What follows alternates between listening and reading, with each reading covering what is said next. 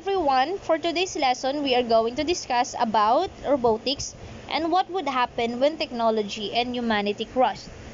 At the end of this lesson, the student should be able to know the different technological advancement in society, discuss the development of science and technology in the Philippines, and discuss the effect of the interplay between technology and humanity through the dilemmas they face. Okay? First, let us define what is technology. Technology comes from a two Greek word meaning techne and logos. Techne means art, craft, or skills, while logos is an expression. So meaning to say, technology is an expression of art or a discourse on art wherein its concept, like machines and tools, were also attached to this world. Okay? In one way or another, each person in the society is directly or indirectly affected by technology whether he wills it or not. And that is correct. Even though ayaw na ng ating mga lola na ma-involve sa technology, sa cellphone, sa laptops, and anything na advance sa atin, meron pa rin pong pagkakataon na kailangan nilang ma-involve kasi hindi na po uso yung nagsusulat sa atin, 'di ba? Kaya po sa ating mga lolo't lola, tinuturuan na natin sila kung paano tumawag sa cellphone, kung paano mag-update, paano mag-social media. Because whether he likes it or not, she should be or he or she should be aware of what is the uses of cellphone. Okay? Most especially, people survive their everyday lives with great reliance to the different technological advancement already available to the masses. And that makes technology life easier. Kasi po, instead na maglalakad tayo, meron na mga available kinds of vehicles for transportation. Imbes na tayo ay pupunta pa sa mailman, magpapadala ng sulat, hindi na po. Through this, just a click of a button, nakakapag-send na tayo at nakakapag-exchange na tayo ng conversation in just a minute or a second.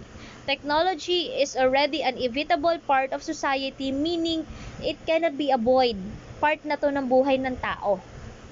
Next, is technology a necessity or want? We all know that a cell phone is basic for communication. We use it for communicating or conversing with other. What makes it a want? It is because of the brand, 'di ba?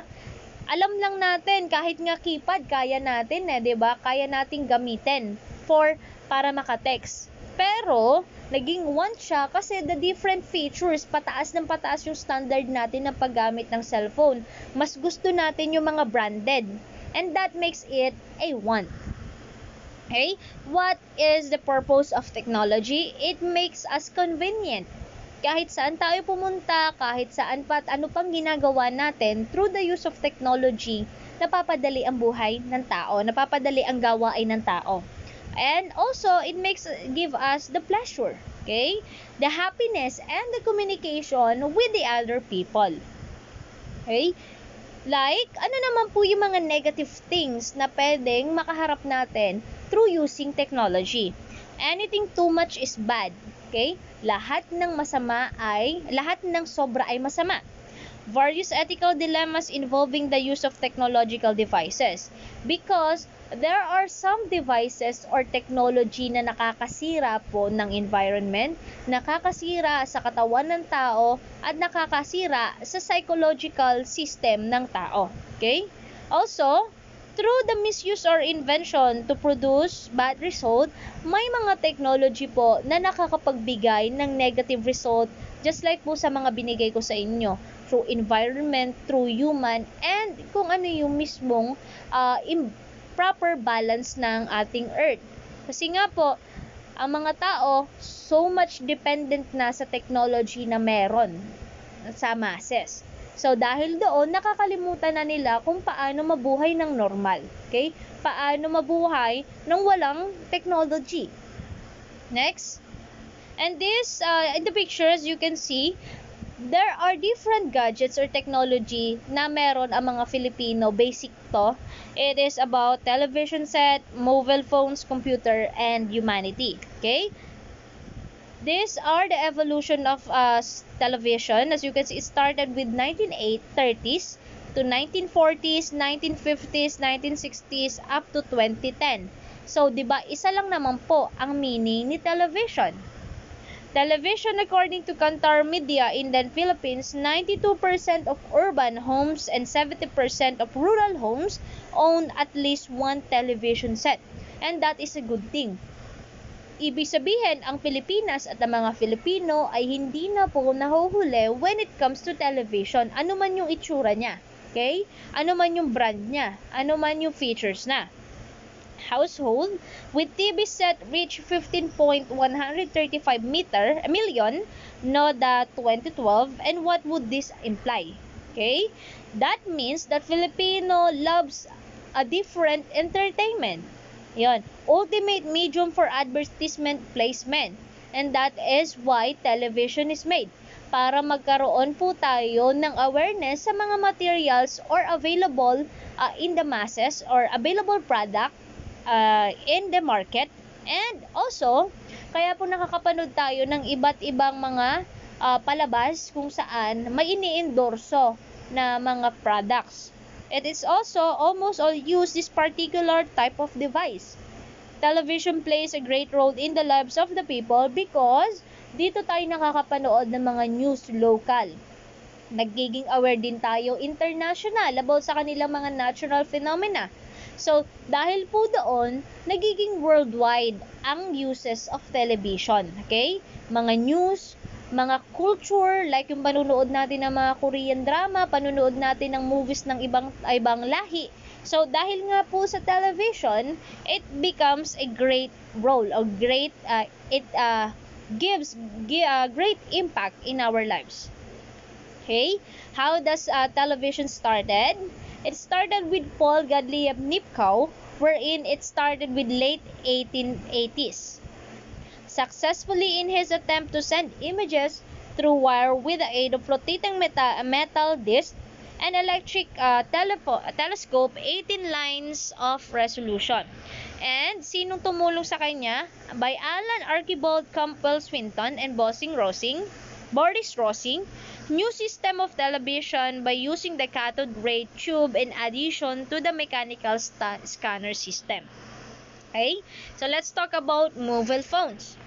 Filipinos love to use their mobile phones anywhere and anytime, and that is correct. Kahit saan tayo magpunta at kahit anong ginagawa natin, hindi na po natin maalis ang paggamit ng cellphone. More than half of the Filipino population own at least one mobile phone regardless of type. Kahit yan ay keypad, kung ano man ang brand niya, lahat tayo ay gumagamit na ng cellphone. 2010 Sinovac declared 67% product ownership in the country, and mobile phones are considered a must-have among young Filipinos. Okay? According to ABS-CBN News 2010. 1 out of 3 Filipinos cannot live without a mobile phone. Ipsos Media Atlas Philippines Nationwide Urban 2011-2012 survey. Okay? Then, this is a little fun facts wherein, did you know that the first call ever made on a cell phone was from an engineer named Martin Cooper calling a rival engineer to brag about his accomplishment? Sounds funny, pero yan po ay talaga nangyari sa history. Na in order for Martin Cooper to establish or to inform na successful ang paggayos niya ng cellphone para makatawag, ang una niyang tinawagan ay yung kalaban niya para ipamukha na siya ay successful sa kanyang experiment. Okay? And what is the thing or what is about this cellphone? A mobile phone ko used by Cooper weighed 1.1 kilogram. Saan ka nakatala? Cellphone, 1 kilo ang bigat. Dadalhin mo yon kahit saan. Measured 228.6 by 127 by 44.4 millimeter, and you only use 30 minutes talk time, and para po siya i-charge, kailangan nyo ng 10 oras. Okay? Hindi tulad ngayon na kahit i-charge mo, nagagamit mo. Yung unang cellphone na ginamit, 10 oras ka maghihintay para magamit mo yung cellphone na yon at 1 kilo ang bigat niya. Okay? And anong pangalan ng cellphone na to? Motorola Dynatac 8,000 times in 1983. Okay? How about computers and laptops? Not possible for all Filipino families to own at least one computer or laptop. Most profits gained by computer and laptops manufacturer come from offices, businesses, and school. At yun naman po talaga ay totoo. Most establishment like offices, business, or school is using computer because of the kind of work that they are doing. Kailangan nila ng documents, kailangan nilang updated. So, dahil nga po sila yung mostly gumagamit, kaya mas malaki yung mga profits, mas malaki ang benta ng mga gumagawa ng computers and laptop sa mga establishment na to kaysa sa mga personal use na katulad ng sa mga ngayon, okay? And growing numbers of internet users in the Philippines, problems regarding the internet providers. Okay? And as you can see, this is the first program of laptops and computers by Charles Babbage. And it was released in June 1981 by the Osborne Computer Corporation. The Osborne 1 is considered to be the first true portable full-featured computer. Kung makikita yung picture, nandyan yung keyboard, nandyan din yung monitor, kaso hindi siya kasing laki ng kung ano yung monitor na meron tayo. Okay? Ang liit pa ng monitor niya. Okay? Facts about Filipinos and their use of gadgets and internet. Mobile phone subscription is at 119 million. Ganun karami ang gumagamit sa Pilipinas. Okay? And 3.2 hours on mobile. Kayang-kaya daw natin mag-extend ng 3 oras na nakababad lamang sa cellphone and 5.2 hours on desktop daily. Philippines has one of the highest digital population in the world, and we have 47 million active FB accounts and fastest growing application market in Southern East Asia. Okay? What are the roles played by this technological advancement by television sets, mobile phones, computers, and laptops? So, ito po yung nangyayari. Pag too much tayo sa paggamit ng mga basic technology na available sa ating paligid. First is the ethical dilemma. Sometimes, most parents would agree that these devices make their children lazy and unhealthy because instead of exercising, instead of playing outside with other children, mas pinipili nilang manood na lamang sa YouTube, mag-Facebook, gumamit ng social media.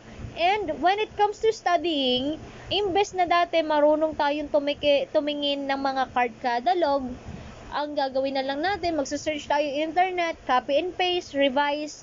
So, nawawala na po yung kung anong true essence of how to live healthy. Next, people are freely exposed to different things on television, mobile phones, laptops, or computer.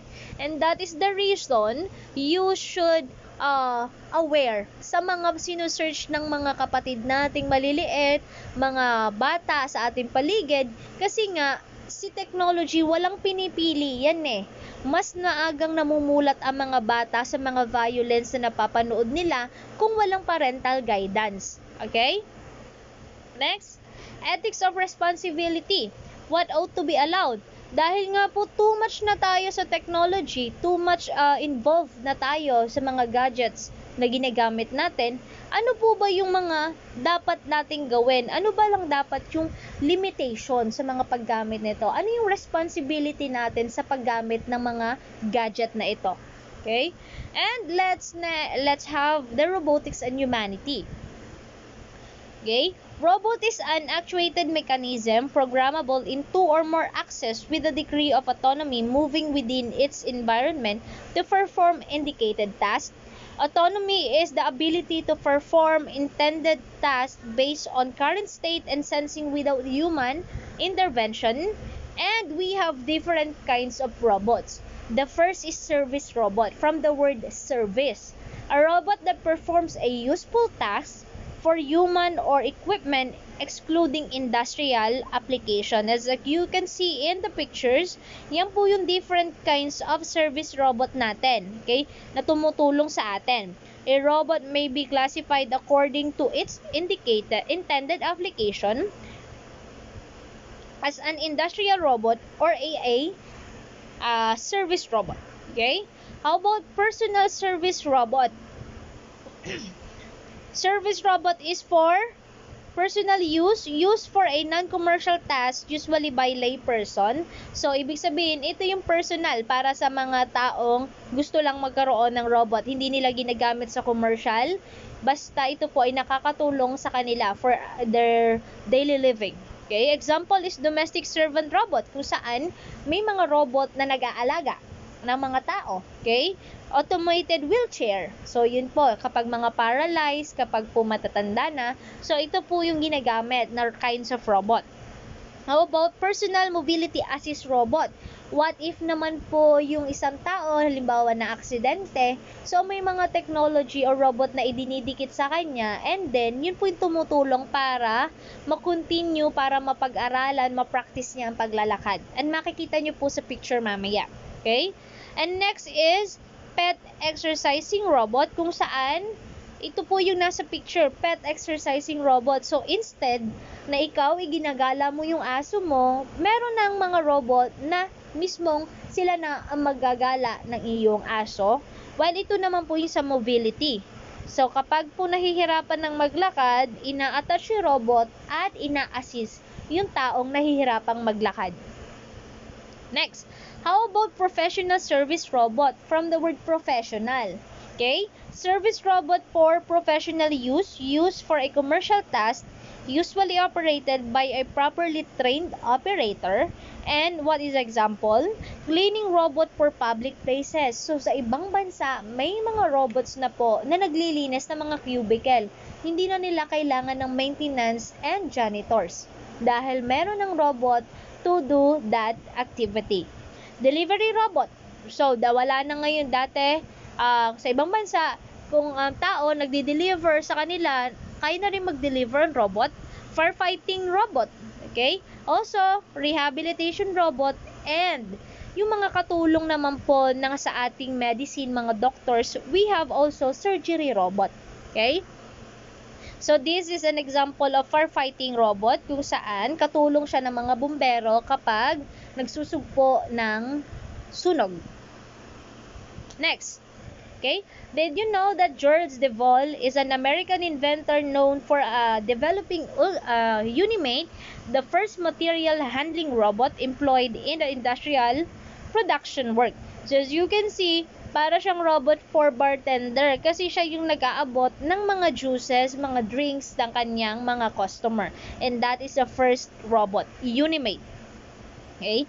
What are the roles played by the robotics? So, meaning to say, the reason why there are robots is to make the world load of mankind. Meaning, mas pinadadali, mas pinako-convenient ang buhay ni tao. Siya kasi yung tutulong. Okay? Make life more efficient and less stressful. Okay? And perform complicated activities. So, kapag dumating yung time na mahirap gawin ang isang bagay at nagtitake risk ng buhay ng tao, so we have technology or robots na gumagawa dito. Okay? Para iwas disgrasya. Okay? And also, it makes us give pleasure, entertainment in parks or exhibits, and it is a toy, childly friendly, and others use this in movies. Okay? Isaac Asimov, he was an American writer and professor of biochemistry at Boston University, wherein he defined that there are 3 laws of robotics, wherein a robot may not injure a human being or through inaction allow a human being to come to harm. Meaning to say, when we are building or making a robot, dapat hindi to nakakasama or nakakaapekto or nakakaharm sa human being. And the second law is a robot must obey orders given by the human beings, except where such order would conflict with the first law. So, ibig sabihin, Ang robot po, they are intended to follow the given instruction by the humans except kapag sobra at nakakasama or makakaapekto sa ibang tao. Except po. Next, a robot must protect its own existence as long as such protection does not conflict with the first or second law.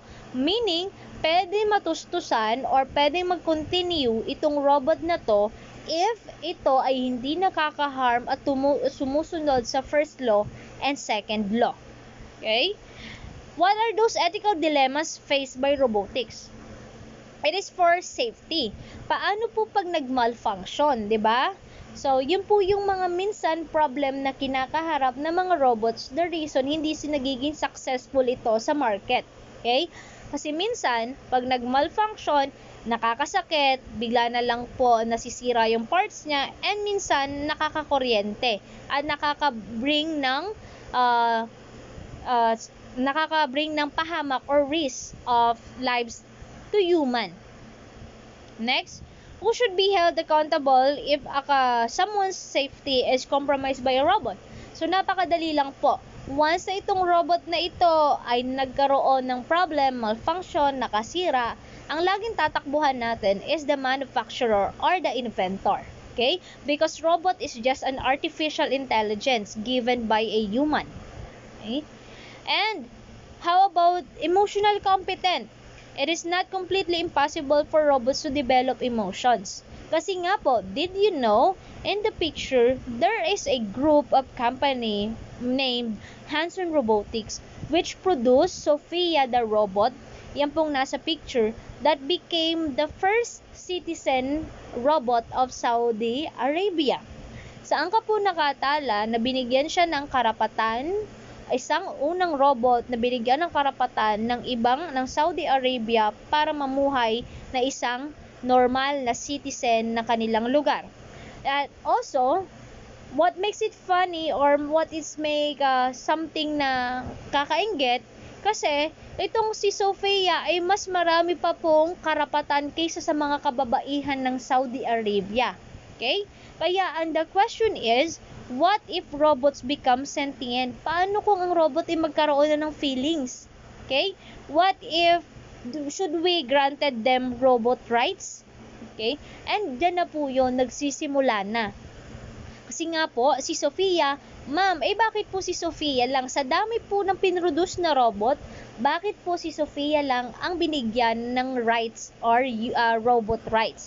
Kasi po, si Sophia ay dinesign bilang more than artificial intelligence. Ibig sabihin, binigyan siya ng emotions ng mga gumawa sa kanya. Kaya niya po makipagbiruan. Kaya niyang makipag-usap sa ibang tao. Kaya niya din pong mag-show ng emotions. Like, alam niya kung paano umiyak. Alam niya kung paano tumawa. Alam niya kung paano ma-disappoint. Or alam niya makipag-joke sa ibang tao. Okay? And that is why binigyan siya or ginrant ng Saudi Arabia ng karapatan na maging citizen ng kanilang country. And doon na tayo magi-start with ethical dilemma. Right? Tama ba na bigyan natin ng karapatan ng robot? Tama ba na what if dumating sa sitwasyon kung saan namamayagpag na ang robot? Okay? Kaya nga po, through science and technology, we were able to understand ng lahat ng bagay na sobra ay masama. Okay? Ang too much dependent in technology could lead us para sa pagkawala ng existence of human. Kasi, dadating sa punto na kapag patuloy natin ang so much pagpuproduce ng mga robots katulad nito, kahit siya ay advanced, pwede siyang makaapekto sa tao. Kasi po, nawawala na yun, nababiolate na yung ating human rights. Okay? Imbes na tayo yung gumagawa nito, imbes na tayong responsible, imbes na tayo ang assign sa isang bagay, pinapalitan na tayo ng robots kasi sila ay efficient, effective sa paggawa nito. Okay? So, yun po yung mga nagiging ethical dilemma na ating kinakaharap through the use of technology. So, ma'am, bakit po kasama ito sa ating discussion in midterm? Kasi as you can see, as you can see, ang topic natin is all about human conditioning. So, when we say human conditioning, it is about knowing or understanding what is good and what is evil. Kung saan, in our first topic, human flourishing, i-discuss ko what is the meaning of happiness.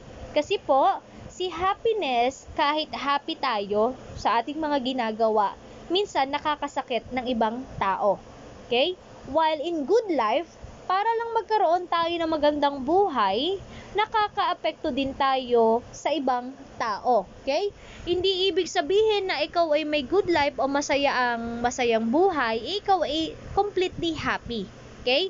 And also, even though nasa iyo na yung mga materials, technology, the robots, minsan pinapaunawa sa atin na hindi lahat ng materialistic things ay nakakatulong sa atin. Okay? So, dinefine ko doon ano yung mga bagay na nakakapagpasaya sa atin like happiness, like good life, and how about materials. Okay? So, doon po, through science and technology, ay pinapaunawa sa atin na kailangan we should utilize things accordingly.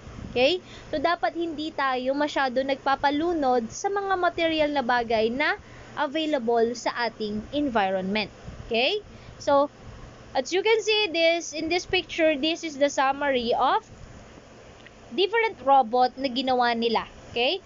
Just like Max Steel Hero, RB5X, Unrobot, Newton, Robo Scout, so and many more. Yan po yung mga robots na hanggang ngayon po ay gumagana pa rin, available, or yung iba naman po ay na-extinct because of failure. Okay? So, yan po yung mga nabuong robots up to now. And that is the end of our class for today. Thank you guys and God bless.